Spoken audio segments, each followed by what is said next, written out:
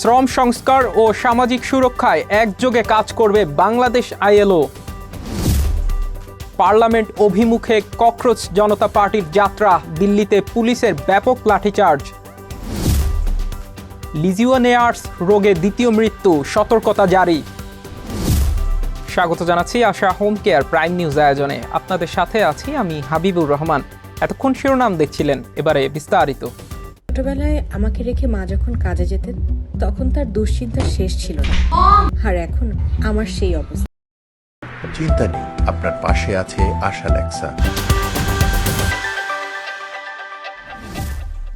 ভারতের রাজধানী নয়াদিল্লিতে পার্লামেন্ট অভিমুখে নিষিদ্ধ এক পদযাত্রায় বিক্ষোভকারীদের উপর লাঠিচার্জ চালিয়েছে সাজোয়া দাঙ্গা পুলিশ। বড় বড় বিশ্ববিদ্যালয় পর্যায়ের পরীক্ষায় অনিয়মের অভিযোগে ক্ষোভ থেকে সোমবার এই বিক্ষোভ আরও তীব্র রূপ নেয়। বিস্তারিত প্রতিবেদনে। পার্লামেন্টের দিকে যাওয়ার চেষ্টাকালে নয়াদিল্লিতে বিক্ষোভকারীদের ওপর লাঠিচার্জ চালায় পুলিশ। জান্তার মান্তার বিক্ষোভস্থলের কাছে নীল পোশাকের দাঙ্গা পুলিশ তেড়ে গেলে আতঙ্কে ছোটাছুটি শুরু করেন বিক্ষোভকারীরা। বর্ষার গুড়ি গুড়ি বৃষ্টি আর পুলিশের ব্যারিকেড উপেক্ষা করে সোমবার সকাল থেকে হাজারো মানুষ জড়ো হতে থাকেন সেখানে। প্রশ্নপত্র ফাঁস ও কারিগরি ত্রুটি সহ পরীক্ষার নানা অনিয়মের অভিযোগে শিক্ষামন্ত্রী ধর্মেন্দ্র প্রধানের পদত্যাগ দাবি করেছেন বিক্ষোভকারীরা। এই বিক্ষোভের ঠিক আগে শনিবার হাসপাতালে ভর্তি হন পরিচিত সমাজকর্মী সোনম ওয়াংচুক। তরুণদের ও ককরোচ জনতা পার্টির আন্দোলনের সমর্থন চালানো তার ২০ দিনের অনশন এর মধ্যে দিয়ে হঠাৎ থেমে যায়। মে মাসে সুপ্রিম কোর্টের প্রধান বিচারপতি এক ভিন্ন শুনানিতে বেকার তরুণদের তেলাপোকার সঙ্গে তুলনা করার পর এই দলের জন্ম হয়। এরপর সামাজিক যোগাযোগ মাধ্যমে লাখো অনুসারী পায় সংগঠনটি। ২০২৪ সালে তৃতীয় দফায় ক্ষমতায় আসার পর হিন্দুত্ববাদী প্রধানমন্ত্রী নরেন্দ্র মোদীর জন্য এটিকে সবচেয়ে বড় চ্যালেঞ্জগুলোর একটি হিসেবে দেখা হচ্ছে। এক্সে দেওয়া পোস্টে দলটি লেখে, এটি গণতন্ত্র, আর সারা বিশ্ব দেখছে কিভাবে একটি শান্তিপূর্ণ গণতান্ত্রিক বিক্ষোভ দমনের চেষ্টা করা হচ্ছে। বিক্ষোভকারীদের অনুমতি না থাকায় সোমবার মধ্য নয়াদিল্লির কিছু অংশে ইন্টারনেট সংযোগ বন্ধ রাখা হয়। নিষেধাজ্ঞা ভঙ্গকারীদের বিরুদ্ধে ব্যবস্থা নেওয়ার হুঁশিয়ারি দেয় দিল্লি পুলিশ। পার্লামেন্টের বর্ষাকালীন অধিবেশন শুরুর আগে দেওয়া ভাষণে বিক্ষোভ নিয়ে কোনো মন্তব্য করেননি প্রধানমন্ত্রী মোদী। তবে বিরোধী কংগ্রেস নেতা মল্লিকার্জুন খাড়গে সংসদের উচ্চকক্ষে বিষয়টি তুলে ধরে বলেন, সরকার বল প্রয়োগ করে কণ্ঠরোধের চেষ্টা করছে। ATV USA news desk. কৃত্রিম বুদ্ধিমত্তার প্রযুক্তিতে বিশ্ব নেতৃত্ব নিয়ে যুক্তরাষ্ট্রকে সরাসরি চ্যালেঞ্জ জানালেন চীনের প্রেসিডেন্ট শি জিনপিং। সাংহাইয়ে এক সম্মেলনে কোনো একক দেশের আধিপত্য ঠেকাতে বিশ্বব্যাপী সহযোগিতার আহ্বান জানান তিনি। একই সঙ্গে চীনের নেতৃত্বে গঠিত হয়েছে ২৯ জাতির নতুন এআই জোট। বিস্তারিত প্রতিবেদনে। শুক্রবার সাংহাইয়ে ওয়ার্ল্ড আর্টিফিশিয়াল ইন্টেলিজেন্স কনফারেন্সে ভাষণ দেন প্রেসিডেন্ট শি জিনপিং। সেখানে চীন তুলে ধরে যুক্তরাষ্ট্রের সর্বাপেক্ষ অত্যাধুনিক প্রযুক্তি। জিনপিং বলেন, এআই উন্নয়ন কোনো একক দেশের একক পরিবেশনা নয়, বরং আন্তর্জাতিক সহযোগিতার একটি সিম্ফনি হওয়া উচিত।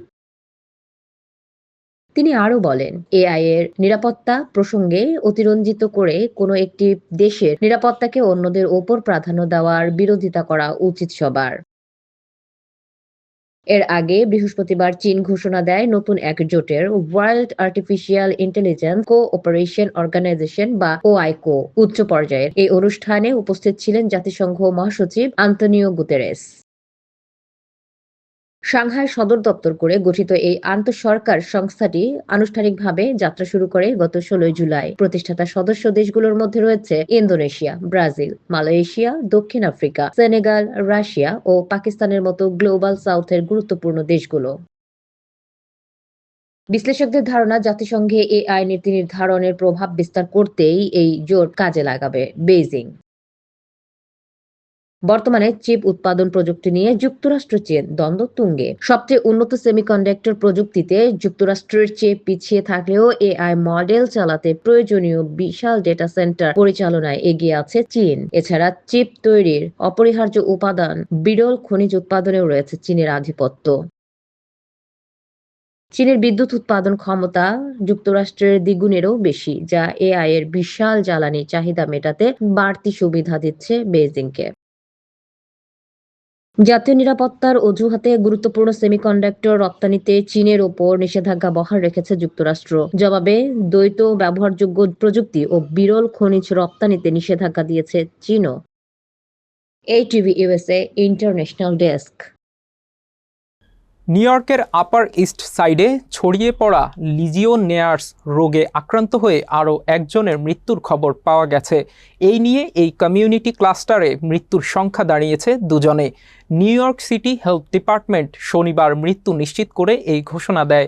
সিটি হেলথ কমিশনার এক বিবৃতিতে নিহতদের পরিবারের প্রতি গভীর সমবেদনা জানিয়েছেন এবং এটিকে অত্যন্ত হৃদয় বিদারক বলে উল্লেখ করেছেন।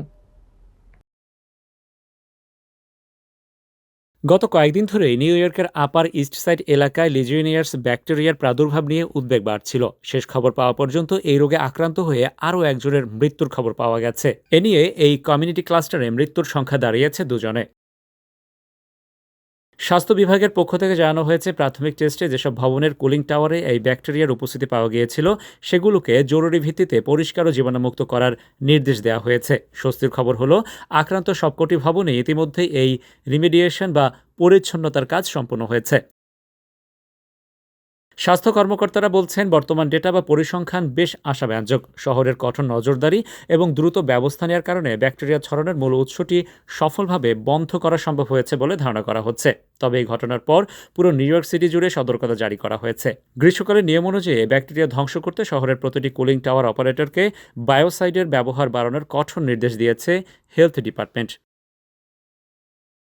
অন্যদিকে প্রশাসন সাফ জানিয়ে দিয়েছে যে আক্রান্ত কুলিং টাওয়ারগুলোতে নিয়মিত পরিদর্শন বা ইন্সপেকশন জারি থাকবে। জনস্বাস্থ্য আইন অমান্যকারী কোনো ভবন মালিকের অবহেলা প্রমাণিত হলে তাদের কঠোর শাস্তির মুখোমুখি হতে হবে। Rashed Bappi, ATV USA, new York, যুক্তরাষ্ট্র। যুক্তরাষ্ট্রে কলম্বিয়ান যুবককে গুলি করে হত্যার ঘটনায় অবশেষে বেরিয়ে এলো আইস কর্মকর্তা ডেভিড ব্রুইলেটের অন্ধকার অতীত। তার নিজের পরিবারই গণমাধ্যমে বলছে, ডেভিড নিজেই ছিল সমাজের জন্য এক বড় আতঙ্ক। এই কর্মকর্তার বিরুদ্ধে তার সাবেক স্ত্রী ও সন্তানকে নির্যাতন এবং নারীদের গলা কেটে হত্যার হুমকি দেওয়ার মতো একাধিক ভয়ঙ্কর অভিযোগ রয়েছে। একজন গুরুতর মানসিক রোগীকে কিভাবে মার্কিন প্রশাসন ব্যাজ আর পিস্তল দিল তা নিয়ে এখন তোলপাড় পুরো দেশে। গত সোমবার মেইনের উপকূলীয় শহর বিডেফোর্ডে 25 বছর বয়সী কলম্বিয়ান নাগরিক জোহান সেবাস্তিয়ান ডুরান গেরেরোকে তার বাড়ির কাছেই গাড়ির ভেতর গুলি করে হত্যা করা হয়। গুলি চালিয়েছিলেন 37 বছর বয়সী আইস অফিসার ডেভিড ব্রুইলেট। ঘটনাটি আত্মরক্ষা বলে দাবি করেছে ইমিগ্রেশন অ্যান্ড কাস্টমস এনফোর্সমেন্ট বা আইস। তাদের দাবি, গেরেরো গাড়ি নিয়ে পালিয়ে যাওয়ার চেষ্টা করার সময় জননিরাপত্তার স্বার্থে গুলি চালানো হয়।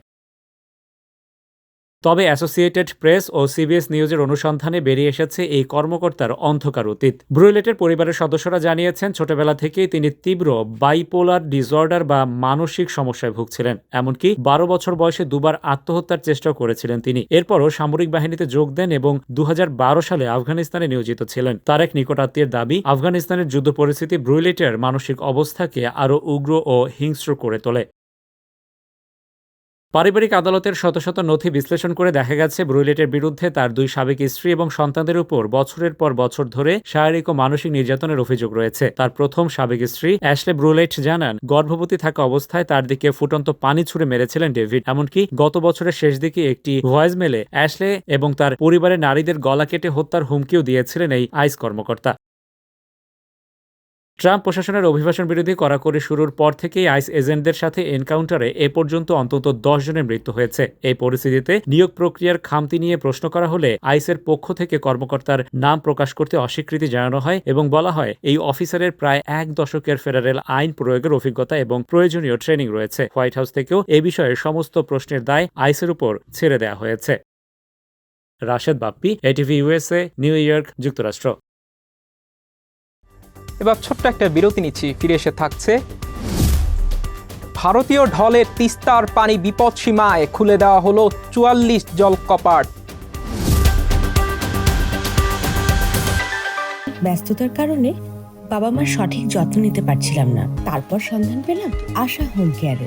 আশা হোম কেয়ার, ভালোবাসার পরশে প্রবীণদের পাশে।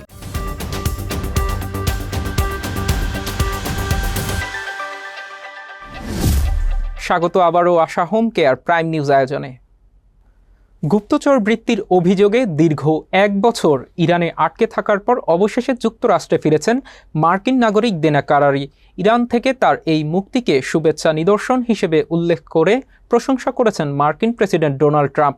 যদিও দেনা কারারির মুক্তি মিললেও এখনও তেহরানের কুখ্যাত এভিন কারাগারে বন্দী রয়েছেন একাধিক মার্কিন নাগরিক। টানটান উত্তেজনা আর দীর্ঘ 1 বছরের কূটনৈতিক টানাপোড়েনের অবসান। গুপ্তচর বৃত্তির অভিযোগে 2024 সালের ডিসেম্বর থেকে ইরানে আটক থাকা মার্কিন ইরানি দ্বৈত নাগরিক দেনা কারারি অবশেষে নিজের দেশে ফিরেছেন। মার্কিন সময় রবিবার সকালে তারা আইনজীবী জ্যারেড জেন্সার সামাজিক যোগাযোগ মাধ্যমে দেনার একটি বিমানবন্দর থেকে তোলা ছবি প্রকাশ করে এই তথ্য নিশ্চিত করেন, যেখানে দেনা কারারিকে মার্কিন পতাকায় জড়িয়ে আবেগঘন মুহূর্তে দেখা যায়। আইনজীবী জানান, দেনা কারারিকে কোনো আনুষ্ঠানিক সাজা না দিলেও তার উপর দেশ ত্যাগে নিষেধাজ্ঞা বা এক্সিট ব্যান জারি করে রেখেছিল ইরান কর্তৃপক্ষ। গত এপ্রিল মাসে সেই নিষেধাজ্ঞার মেয়াদ শেষ হলেও তাকে দেশ ছাড়ার অনুমতি দেওয়া হয়নি। এর মাঝেই গত 8 জুলাই হৃদরোগে আক্রান্ত হন তিনি। তার মুক্তির জন্য মার্কিন বিশেষ দূত স্টিভ উইটকফের মাধ্যমে দীর্ঘদিন ধরেই ইরানের উপর চাপ সৃষ্টি করে আসছিল ইউএস স্টেট ডিপার্টমেন্ট। গত বুধবার মার্কিন প্রেসিডেন্ট ডোনাল্ড ট্রাম্প ট্রুথ সোশ্যালে দেনার নাম উল্লেখ করে তার মুক্তির ঘোষণা দেন এবং বলেন তিনি এখন সম্পূর্ণ নিরাপদ ও সুস্থ আছেন। সেই সাথে এই পদক্ষেপের জন্য ইরানের প্রতি ধন্যবাদ জ্ঞাপন করেন প্রেসিডেন্ট। তবে এই বিষয়ে এখনও কোনো আনুষ্ঠানিক মন্তব্য করেনি মার্কিন পররাষ্ট্র দপ্তর বা স্টেট ডিপার্টমেন্ট।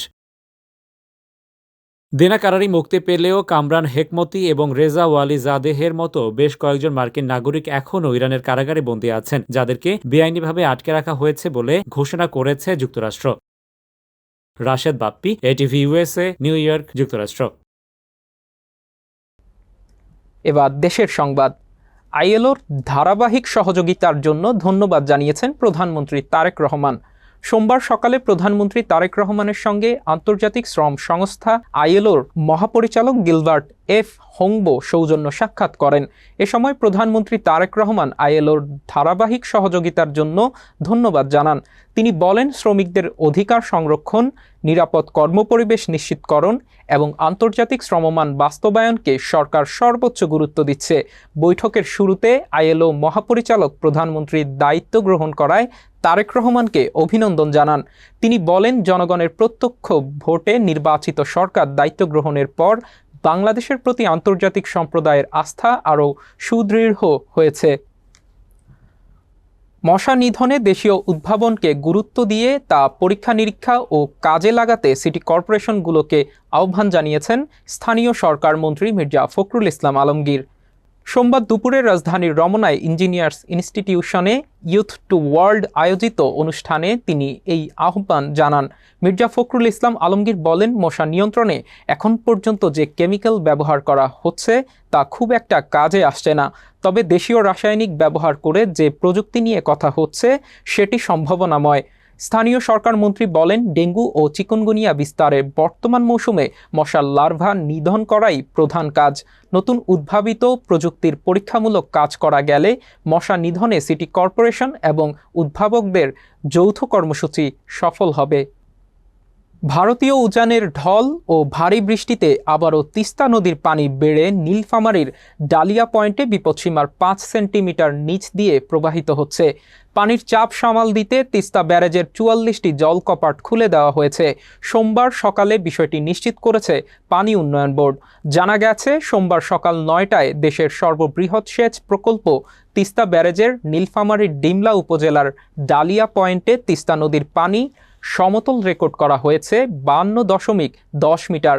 এটি বিপদসীমার 5 সেন্টিমিটার নিচ দিয়ে প্রবাহিত হচ্ছে। এই পয়েন্টে বিপদসীমা 52.15 মিটার। একই দিন সকাল 6টায়ও পানির উচ্চতা একই পর্যায়ে ছিল। তিস্তা নদীর পানি বেড়ে সকাল 9টায় বিপদসীমার 5 সেন্টিমিটার নিচ দিয়ে প্রবাহিত হচ্ছে। পানি আরও বাড়তে পারে। পরিস্থিতি নিয়ন্ত্রণে তিস্তা ব্যারেজের 44টি জলকপাট খুলে দেওয়া হয়েছে। আবারও একটা বিরতি নিচ্ছি, ফিরে এসে থাকছে। 16 বছর পর বিশ্বকাপ ফুটবলের নতুন চ্যাম্পিয়ন হলো স্পেন।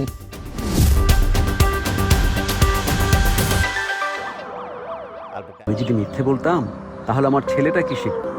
বাবা, সব সময় সাদাকে সাদা এবং কালোকে কালো বলি। সাপ্তাহিক সাদা কালো, আমরা সাদাকে সাদা, কালোকে কালো বলি।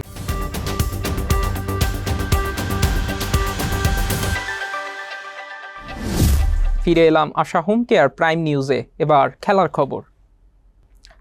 বিশ্বকাপ ফুটবলের নতুন চ্যাম্পিয়ন হলো স্পেন। 16 বছর পর আর্জেন্টিনাকে 1-0 গোলে হারিয়ে বিশ্ব চ্যাম্পিয়ন হলো তারা। স্পেন চ্যাম্পিয়ন হওয়ায় নিউ জার্সির আটলান্টিক সিটিতেও আনন্দ উল্লাসে মেতে ওঠেন প্রবাসী স্পেন সমর্থকরা। নিউ জার্সি থেকে সুব্রত চৌধুরীর রিপোর্ট।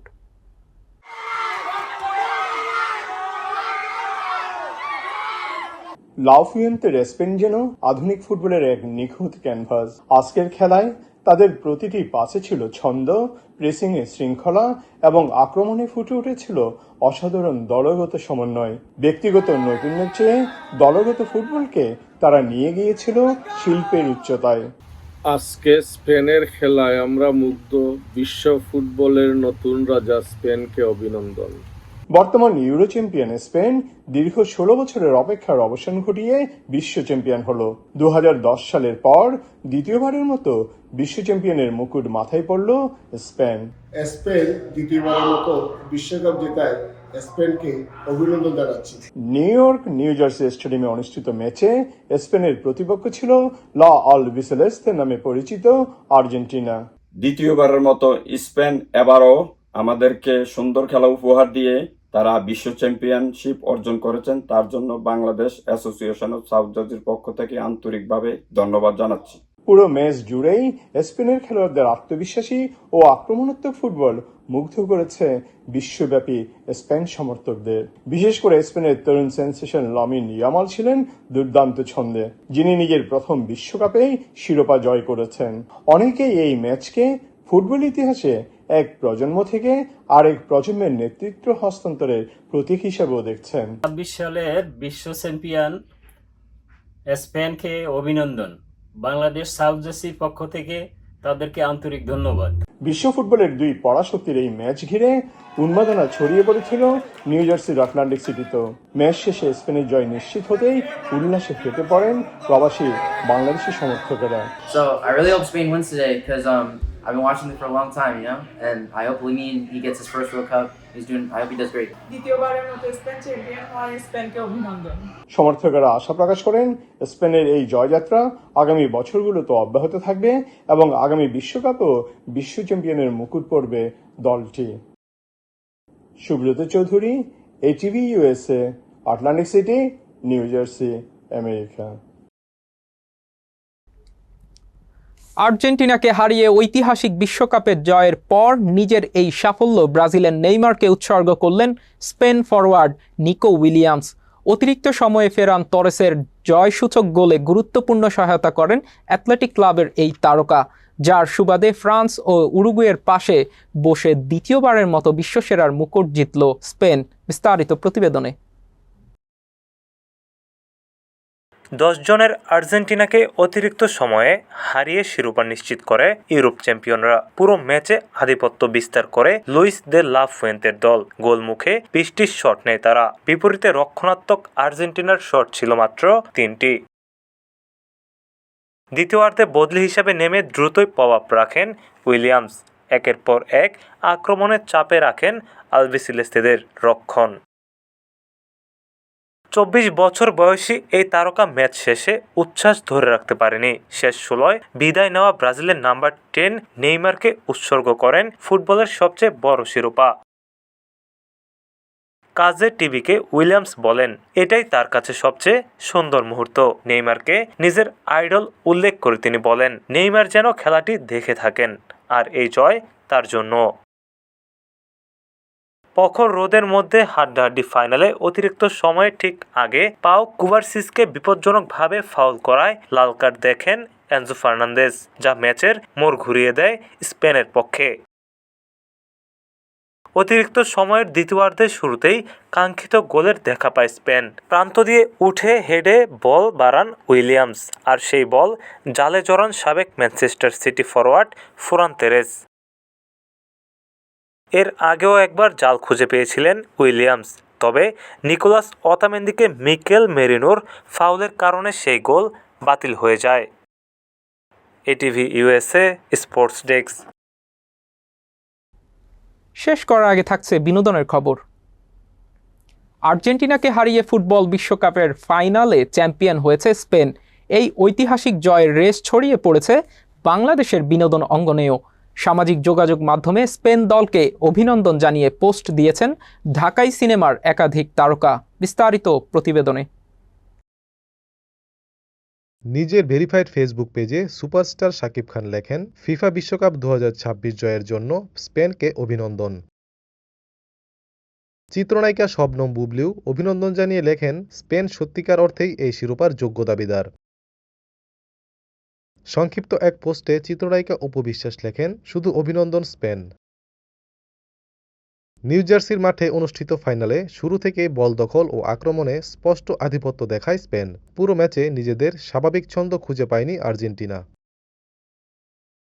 এই হারের মধ্য দিয়ে টানা দ্বিতীয় বিশ্বকাপ জয়ের স্বপ্নভঙ্গ হল আর্জেন্টিনার। অন্যদিকে দাপটে ফুটবলে শিরোপা জিতে বিশ্ব ফুটবলে নতুন এক গৌরবের অধ্যায় যোগ করল Spain. ATV USA entertainment desk. Asha home care prime news শেষ করার আগে শিরোনামগুলো আরও একবার। শ্রম সংস্কার ও সামাজিক সুরক্ষায় একযোগে কাজ করবে বাংলাদেশ আইএলও। পার্লামেন্ট অভিমুখে ককরোচ জনতা পার্টির যাত্রা, দিল্লিতে পুলিশের ব্যাপক লাঠিচার্জ। লিজিওনেয়ার্স রোগে দ্বিতীয় মৃত্যু, সতর্কতা জারি। এতক্ষণ আশা হোম কেয়ার প্রাইম নিউজ আয়োজনে আমাদের সাথে থাকার জন্য ধন্যবাদ। এটিভি ইউএসএ দেখতে ডাউনলোড করুন অ্যাপ, চোখ রাখুন এটিভি ইউএসএ ফেসবুক পেজ ও ইউটিউব চ্যানেলে। থাকুন এটিভি ইউএসএর সাথে, থাকুন সংবাদে, সংস্কৃতিতে, বিশ্বজুড়ে বাঙালিয়ানায়।